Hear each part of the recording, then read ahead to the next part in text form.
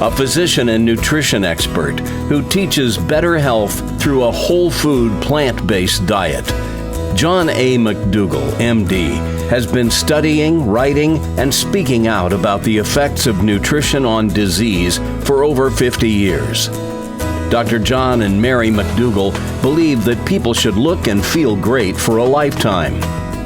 Dr. McDougall is the founder and director of the nationally renowned McDougall Program, a 10-day residential program that he and his wife, Mary McDougall, a registered nurse, host at a luxury resort in Santa Rosa, California, where medical miracles occur through diet and lifestyle changes. His program not only promotes a broad range of dramatic and lasting health benefits, but more importantly, can also reverse serious illnesses, including high blood pressure, heart disease, diabetes, and others, all without the use of drugs. A graduate of Michigan State University's College of Human Medicine, Dr. McDougall performed his internship at Queens Medical Center in Honolulu, Hawaii, and his medical residency at the University of Hawaii.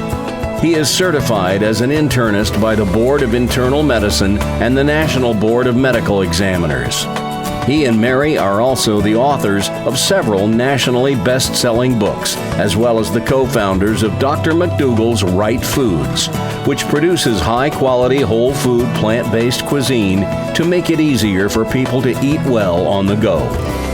For the first time, please welcome to the Remedy stage, Dr. John McDougall. Good evening. I have been preparing for my entire life for tonight. And I'm not joking. I didn't realize it until I started preparing for this presentation that really I had spent my entire life getting ready for tonight. So you were introduced to my best friend of 48 years.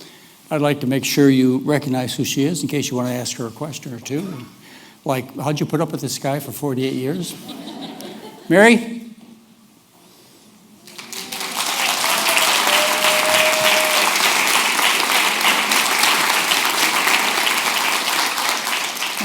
Good, thank you.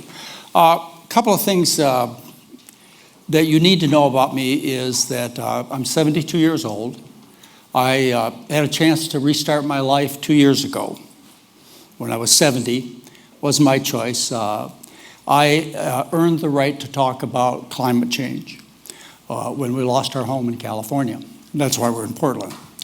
But again, you know, your response is, well, that sounds terrible. I feel so sorry for you. But I can tell you, every day I get 5 emails from people who I wouldn't trade places with. My problems really aren't that serious. My whole life was changed. It gave me an opportunity to be the person that I'm going to be from now on. My life will be dedicated to the following, and that is to doing my part, the McDougall Program part, which extends to you in saving this planet.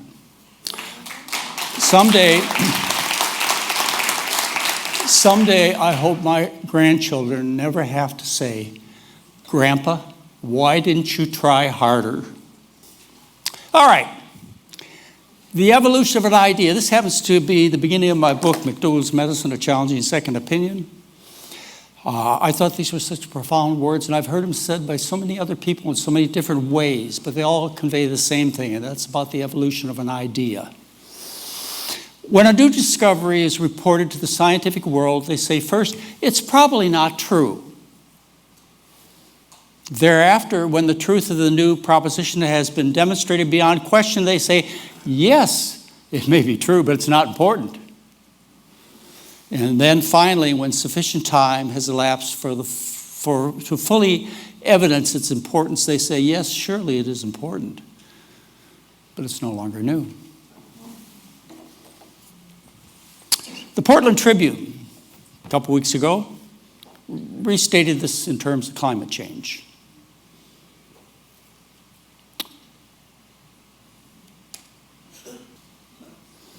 So, current status of people who believe we're in trouble. This came in today's New York Times.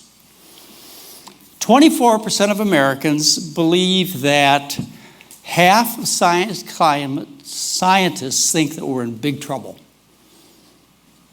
24% of the population believe that fewer than half of scientists out there consider climate change a reality. And 36%, they believe the planet truly is warming, and they're at the second phase. And then there are those of us who listen to the scientists and realize they all say the same thing, and that we are in a climate crisis. Well, for those of us who read, watch television, pay attention to the world around us, we're no longer ahead of our time. Nobody really believes this is a hoax. Well, right, there is one person. I was first exposed to the idea of climate change by Al Gore, as many of you were, in his documentary, An Inconvenient Truth. It was life-shattering for me to realize that we were in such big trouble. And I listened to him patiently and waited for him to talk about what I was interested in, which was food. And he never did during that entire documentary. And I studied a little bit about Al Gore, and I found out he was a black Angus farmer at that time. And he was obviously in poor health and overweight, ate the Western diet. But not once did they mention livestock in climate change. And then Al Gore changed his diet. We may have had some small influence on it, but he changed his diet, lost a lot of weight, became vegan, and then he did a sequel, which was put out in 2017. They didn't mention food at all as a solution or a cause of the problem of climate change. Well, that's how it began. And I would say this is probably a landmark event that occurred that I decided I just plain and simple had enough. And that is that I heard Greta Thornburg. She's a 16-year-old girl now who was out leading teenagers around the world, asking adults to act like adults and do something about this planet. I was moved, to say the least. I mean, my oldest grandson is 15, her age, and they have no future, and they know it. This is all wrong. I shouldn't be up here. I should be back in school on the other side of the ocean. Yet you all come to us young people for hope.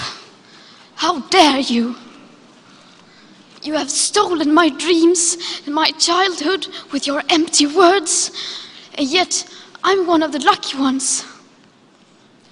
People are suffering, people are dying, entire ecosystems are collapsing. We are in the beginning of a mass extinction, and all you can talk about is money and fairy tales of eternal economic growth. How dare you?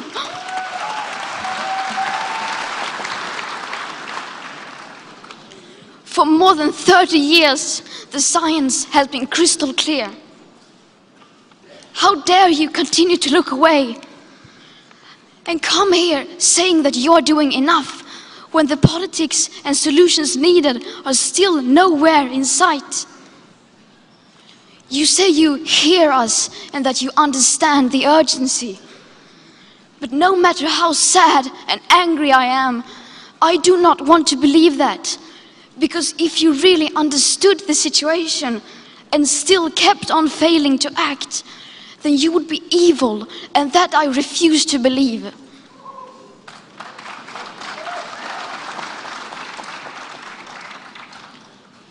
The popular idea of cutting our emissions in half in 10 years only gives us a 50% chance of staying below 1.5 degrees and the risk of setting off irreversible chain reactions beyond human control.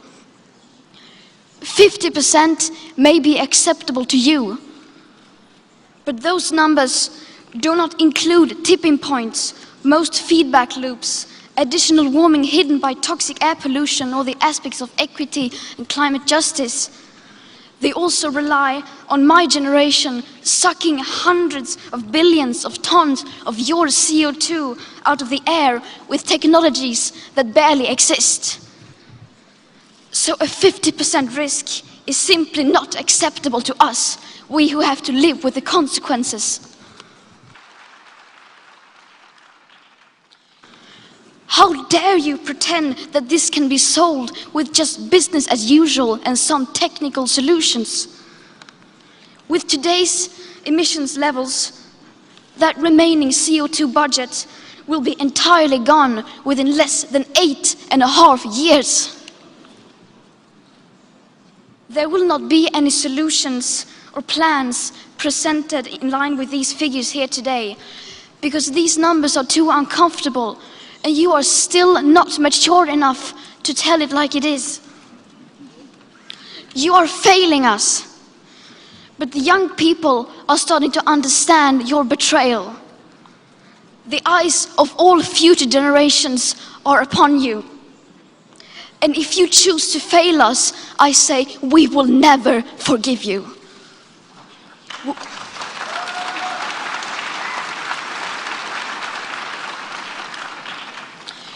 We will not let you get away with this.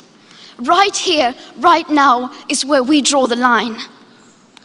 The world is waking up, and change is coming whether you like it or not. Thank you.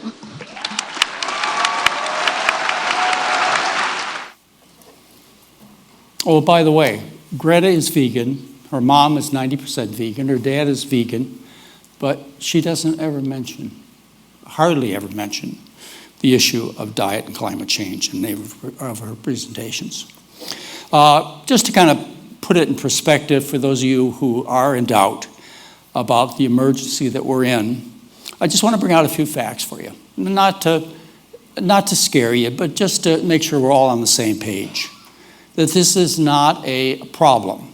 This is an emergency, a crisis. A forest area the size of Greece is clear-cut every year. Nearly half of the Earth's land surface, you've heard these before, is paved, bulldozed, or dammed. Almost all the arable land is already in use. 90%, I'm a lover of the oceans. I started my relationship with the oceans when I was about 10 years old. Since 1950, 90% of the fish are gone. Since I was a child. Global animal agriculture slaughters 60 billion farm animals a year. I mean, these are just some of the facts, just so we're all on the same page. Last month, probably one of the most startling headlines any of us have ever heard, and that is that the Intergovernmental Panel on Climate Change, after reviewing the science with 130 scientists, they came to the conclusion that we've got 10 to 12 years left. Now, you remember when we first started talking about this with Al Gore? We had 2 centuries, or we at least had 100 years. This wouldn't bother us until the 21st century. Excuse me, ladies and gentlemen, I never thought I would see the end of the world.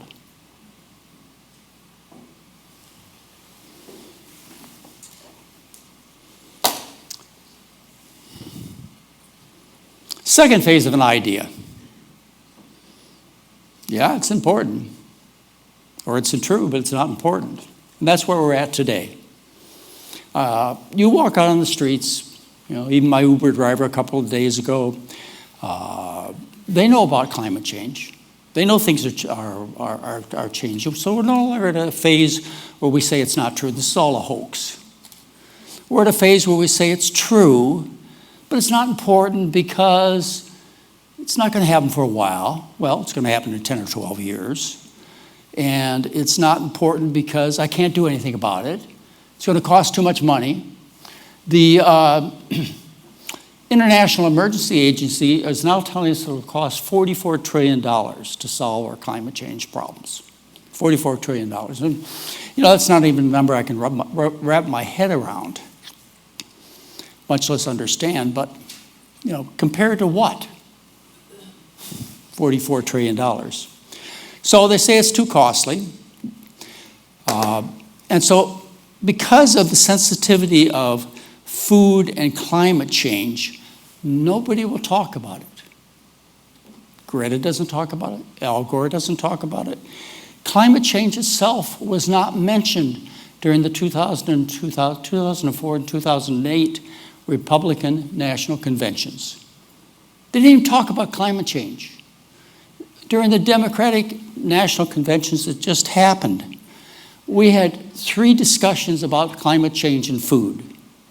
They were, one with Senator Cory Booker, who's a vegan.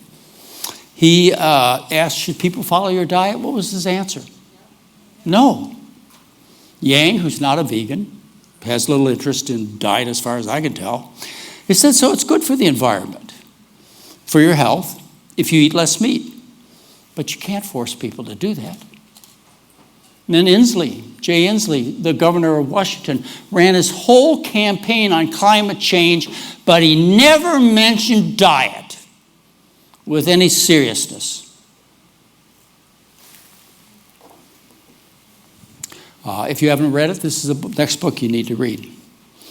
It's called We Are the Weather, and it really summarizes all the things I'm going to tell you tonight.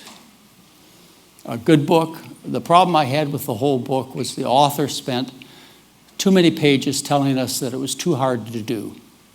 He couldn't himself give up the eggs and dairy, and he himself had to sneak away for a hamburger every once in a while. This is too personal a subject. This is too hot a topic. Nobody will talk about it. And when they do, they give you an excuse as to why you shouldn't have to do this.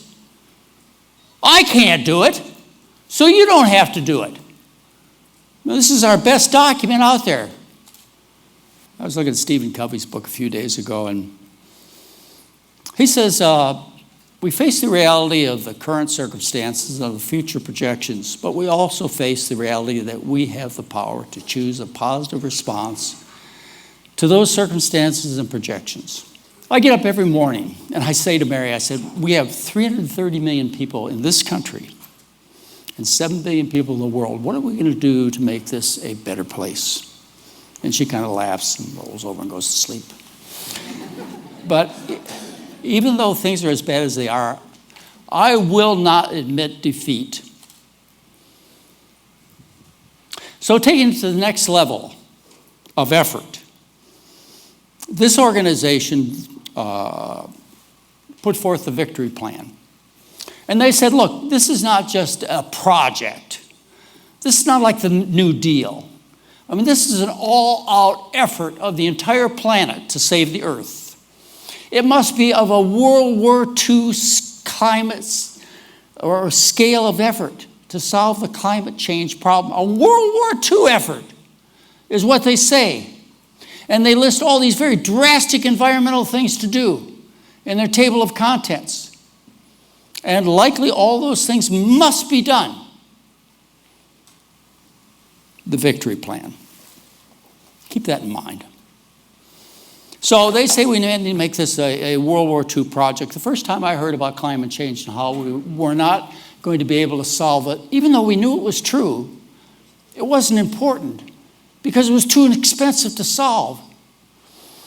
And Thomas Friedman, in his book, came out and told Mary and I, when we read it, that it would cost as much as the Manhattan Project to solve climate change.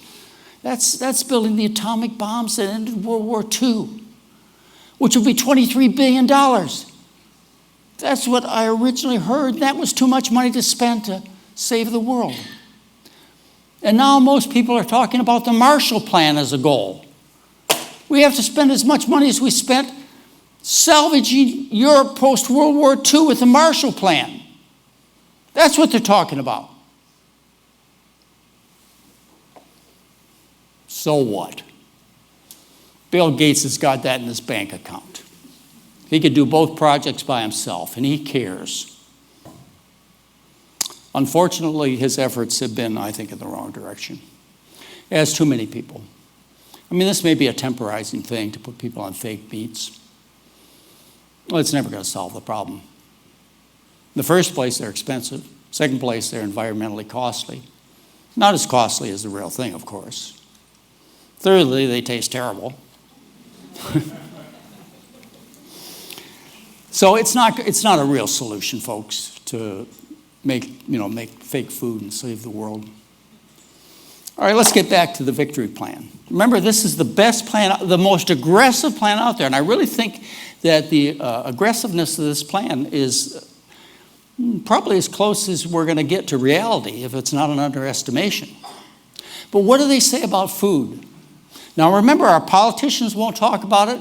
Our activists won't talk about it. Our movie stars won't talk about it. Nobody will talk about it. How about the victory plan? They say we have to cut the meat and dairy consumption in half. And what they're worried about is if they recommend that we cut all the animal products out of the diet, that people will develop nutritional deficiencies like vitamin deficiency or protein deficiency, which is complete nonsense. So this kind of baggage continues to hang on that keeps people believing that if they give up the meat to save the world and the other animal foods, that they are somehow going to destroy themselves. And we all know in this room that's exactly the opposite.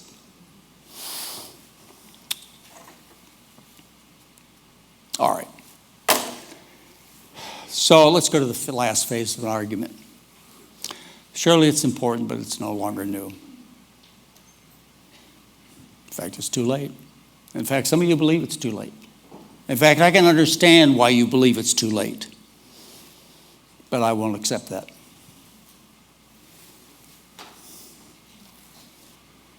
CO2 production of food. What we find is about 80% of total agricultural emissions for CO2 are with animal foods. After Al Gore's report in 2006, what came out was Livestock's Long Shadow, which was a United Nations report which involved a study that caused this report, which was 407 pages long, to really change the whole world's attitude about food. What they explained in this report is that 18% of the world's greenhouse gases come from agriculture, as opposed to 14% they come from, say, all transportation. Now, that was reanalyzed by somebody I had a chance to meet 6 years ago. After Al Gore's presentation and after the Livestock's Long Shadow, I put together a newsletter. Somebody asked me, or somebody just said to me a few minutes ago, "I'm so glad that you finally got around to thinking about climate." Well, ladies and gentlemen, I wrote this newsletter in December of 2006. Okay? It was called An Inconvenient Truth. We are eating our planet to death, choosing a plant-based diet as a moral issue. In 2013, I invited the environmental advisor for the past 23 years of the World Bank. By the way, the World Bank paid for Livestock's Long Shadow. They're the organization that funded that UN study. And so I invited Robert Goodland out, and he is part of an organization called the World Watch Institute. And what they did is they reanalyzed the Livestock's Long Shadow's data and took into consideration other things that they left out. And they came to the conclusion that 50% of our global warming gases are created by the livestock industry. What would you say if you didn't have to worry about anybody watching? Well, that number, and look at the old World Watch article for the minutiae of how we recalculate the FAO's figures. It's based on of the order of 25 re-estimations of assumptions, and we estimated based on our knowledge, and each time we did an estimate, we could have erred on the side of exaggeration or on the side of being a bit conservative. And because we're scientists, we erred slightly on the conservative side if there was any doubt. So that's why I said it's somewhat conservative. But on the other hand, 51% is such a huge number, and it's so different from the other estimates that it doesn't really matter to me whether it's 52% or 55% or 48%. It's just a very big, unacceptably big number, and it makes it so important to tackle the livestock production chain. So if you wanted a better estimate and it went up to 55%, I don't think that would change much. Make it more urgent, but not by much. Does that answer your question? Yes. Yeah. Well, 2017 is pretty close, I think. You think 17%? No, 2017. Oh, yeah, that is, I yes, mean, yes, you're it's right, yeah. pretty close, and then we'll find out what happens, Yeah. because But- nobody changed their diet. Yeah. But with people like John McDougall getting the message out, and I just was looking in the dining room just before lunch, there are a huge number of people here. So John McDougall actually is doing much more successful work than I ever will. I mean, I publish these little papers. I don't think many people read them. But if John McDougall's efforts can be cloned and amplified, and so that maybe he could have branches of his message or have conference weekends, if he's got the energy, every weekend of the year. But how can we expand John McDougall's few hundred here today to be a few thousand next month? That will be very influential. Now, if all of you go back home to where you live and get the message out, that's part of John's game plan, I'm sure. I was so disturbed I didn't sleep that night. And I got up the next morning, I asked Mr. Goodland to come up, and I said, can we save this planet? Do you really believe it? He said, yes. I said, when do we have to start? Remember, this was 2013. He said, we have to start within the next 2 to 3 years. Now, he wasn't talking about the McDougall diet as if it was a unique program. There's the Ornish program, the Esselstyn program, the Campbell program. You know, there are many, many other people that have spoken a similar message. But folks, this is what we have to do. But nobody's talking about it.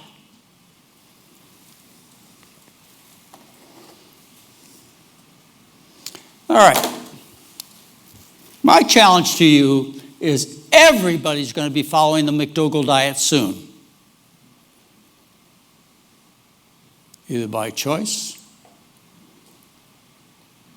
or because you won't have a choice. Because that's all that's going to be left. Love this cartoon out of USA Today last week. Tell me again how combating climate change would be too inconvenient. So I know you're sitting there thinking, okay, I believe you. We're in big trouble. No, I believe you, it's the food. I mean, this audience is easy to convince. You know. But do you believe it enough to take action? Right, you came to this conference. But what other action are you willing to take? I mean, are you willing to go as far as the victory plan? Yeah, are you? Okay. Well, you know, we faced this before. We faced as serious a problem as we have now before, just not on the same scale. It only involved 3 million people, not 7 billion. And it happened 100 years ago. And we need to learn from this lesson that occurred in Europe during World War I. During World War I, the British Blockade was set up, which prevented any commerce, any supplies from reaching the countries that were in the North Sea because of this blockade. And one of those countries was Denmark. And so Denmark suffered from extreme shortages, as the Germans did and other people in that area, due to this blockage by the British in World War I. So they were facing extreme food shortages. And the way the Germans handled it is they kept with the belief that we should follow the basic 4 food groups, and we should make sure everybody got some animal food every day, or as often as they could.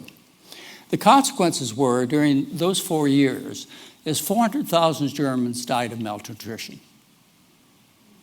However, the people in Denmark had the good fortune of having Dr. Mikhail Hinhidi, who was a famous nutritionist and physician. And he had governmental influence. And he told the people in Denmark, 3 million people, that what we must do to survive this blockade, to get through this war, is we must change the country's diet. And what they did is they stopped eating the animals. It was only the richest farmers that got to eat pork during that entire 4-year period of time. And only the richest people in the cities got to eat beef. But not a single person went hungry. He did a lot of work. He did our earliest work on protein, some of our earliest work. And what I want to tell you, if I had to pick one nutrient that I had to blame on destroying planet Earth, because protein is, even though it's been proven that it's impossible to develop protein or amino acid deficiency on a plant-based diet, protein is, I would say, the #1 sales pitch on any food product available. Protein intake has almost doubled in the last 20 years because of marketing of protein. Well, when you market protein or you believe protein is necessary, then it just follows that you must eat animals. Well, back in the 1800s, Hinhidi took one of his patients, Madison, put him on a year of eating only potatoes and a little bit of fat. He was in excellent health. In fact, they stated back then, 100 years ago, that the minimum need for protein was so low for man that it could not be reached. And yet this is the nutrient that has destroyed our future. By the way, the death rate during that period of time was the lowest death rate ever in Denmark's history. There was a 34% decrease in death rate from non-communicable diseases during that war period of 1914 to 1918. Nobody went hungry. And this occurred in other parts of Western Europe where people had ration of food. Disease virtually disappeared. This is some work from Wales on diabetes. You see World War I in the first block, World War II in the second block. Between the wars, prosperity improved, and of course, people developed more diabetes. So the lesson is if we're going to save the planet, as Goodland said, and as Hinhidi demonstrated a century ago, we have to make some very serious dietary changes. And of course, as this audience well knows, we have to switch from animal foods to plant foods. Not just plant foods, excuse me, let me deal with this subject for just a moment. You will not survive on a whole food plant-based diet.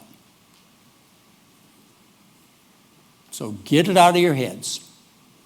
You will, however, survive on a starch-based diet. And that's a big difference.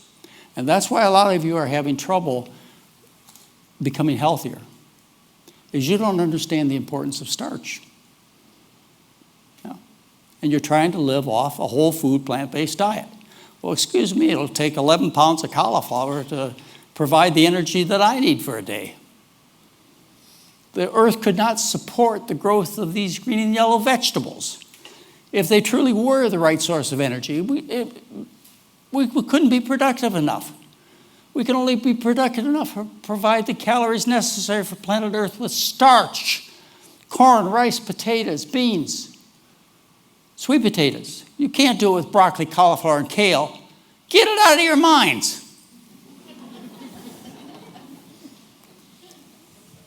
So we have one card to play, and that's food. I mean, that's what Mr. Goodland told me 6 years ago. That's what most of the people in this room realize, but nobody wants to talk about. The benefits could be tremendous. I'm going to show you 3 major studies that have been published. There are others too, which show you the potential of dietary change. This is out of the Proceedings of the National Academy of Science. So what shows you is the difference between a high-quality diet, which is the first bar. I mean, that's one where they manipulated the American diet to be what people think are healthy today, as opposed to a semi-vegetarian diet or a vegetarian diet, which would be one that includes some animal products like eggs and dairy, as opposed to a vegan diet. And you see the difference not only in health benefits, but the benefits to the environment. And let's see, is this one? Oh yeah, let's read this statement. The result of a change to a vegan diet could reduce global mortality by 6 to 10% and food-related greenhouse gas emissions by 29 to 70%. Overnight. Well, it wouldn't be overnight. Study from PLOS that just came out that showed you the effect on carbon dioxide in the environment based upon different food choices. There are 14 different food choices going all the way from vegan at the top to partial replacement of meat and dairy, or partial replacement of meat with dairy. And a vegan diet resulted in a 70 to 80% reduction in greenhouse gases compared to if we continue on the same track that we're on. Well, this one wasn't quite as big a number. In this particular study, they say that a vegan diet will result in a 50 to 60% reduction in greenhouse gas production. Now, I know some of you are sitting there waiting for some inventor to invent your way out of this problem, to invent your way to salvation. Well, right next to you is somebody that's thinking there's an alien that's going to come down from outer space and suck the CO2 out of our atmosphere. It will be okay. Excuse me. All right, let's talk about this seriously. What are we really giving up? Not only for our health, but to save our children, our grandchildren, our planet. What are we giving up? I mean, look at it. Imagine it. It's yellow and brown food. It stinks. It has no taste, or it's disgusting. In fact, it's so malodorous and so maltasting that you have to cover it up with salt, sugar, and steak sauce so you can't eat it. Expensive for planet and people, sickening, fattening, and, well, somebody just broke the 2-hour marathon, and he was a Kenyan. The 2 hours for a marathon, and guess what he lived on? Yeah. Kenyans eat 80% of their diet is corn. All right. So, let's pick something worth dying for. Civilized people save their children. I don't see anything civilized with what's going on in this country. The diet needs to be starch-based. It is not a whole food, plant-based diet. Starch must be the dominant ingredient in the diet. And the way I ask people to do it, either for health reasons, which, by the way, is something that I used to be ahead of my time in terms of diet and health, but I'm not anymore. You guys have all caught up with me. I got to go on and get ahead of my time a little bit. That's why I'm doing this. When you or your patients or the people on planet Earth look at their plate, 90% of the food by sight, not by weight, not by counting, not by measurement of any kind, just look at it. 90% of the food should be starch. And then the other 10% should be fruits and vegetables. This has been the traditional diet of human beings, Homo sapiens, throughout all of our existence. The kind of eating that's destroying the planet, that has caused 80% of the people in developed countries to be fat and sick, it's just a blip in human history. It's only been something that's been done as a common practice over the last 50 years. Prior to that, it was reserved for the kings and queens of old, a few hundred people. But now, because of global warming, of the Industrial Revolution,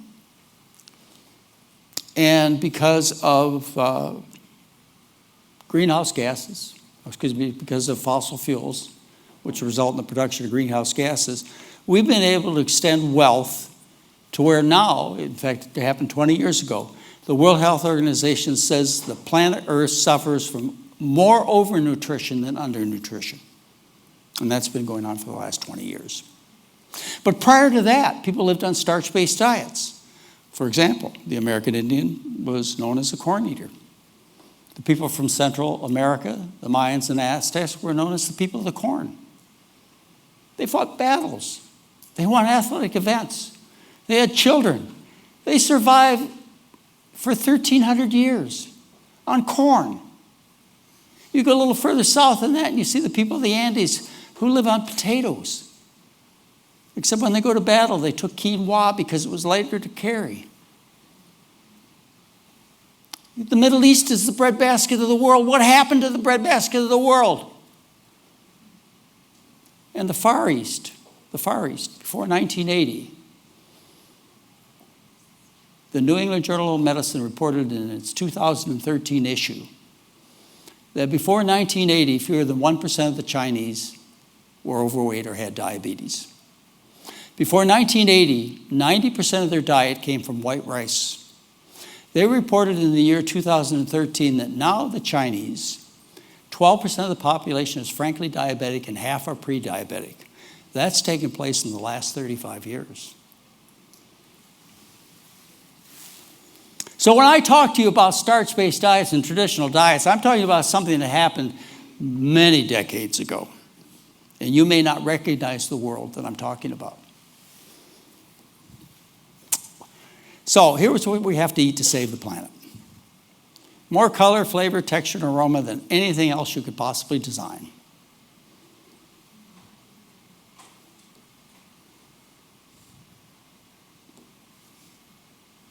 You know, you can live on mashed potatoes and water alone.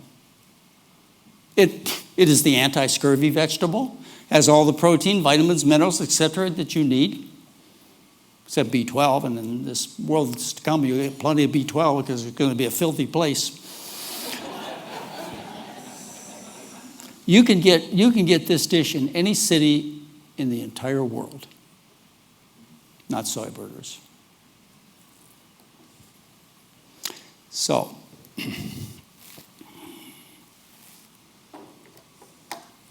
the teenagers have started to the streets. I really have been asking for the last 40 years, why the youth of today are not out in the streets like we were, burning our draft cards during the Vietnam War. You know, what is going on? Why the lack of interest? Why the lack of appreciation?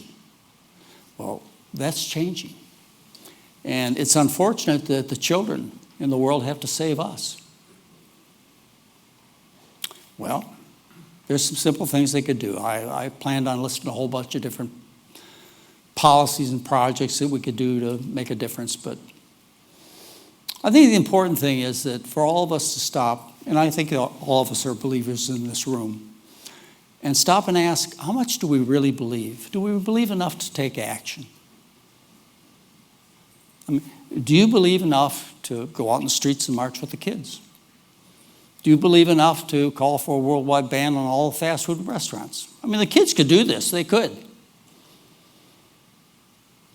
Do you believe enough to mortgage your house and get $1 million so that you can buy an ambassadorship to the European Union? Do you believe that much?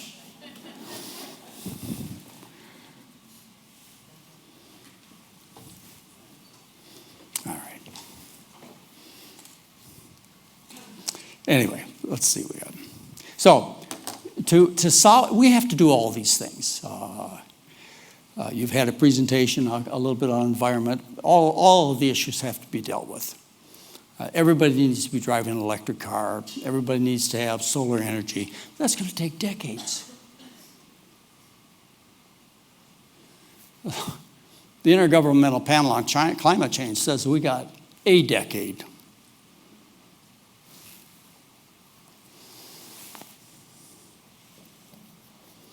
Whereas we could change our diet overnight. Can you imagine, folks? Can you just imagine if tonight, Prime Modi of India, Xi of China, Mr. Putin of Russia, Mr. Trump of the United States, and or President Obama and other leaders stood up and said, we can start fixing this today. All you have to do is make a simple change of giving up disgusting food.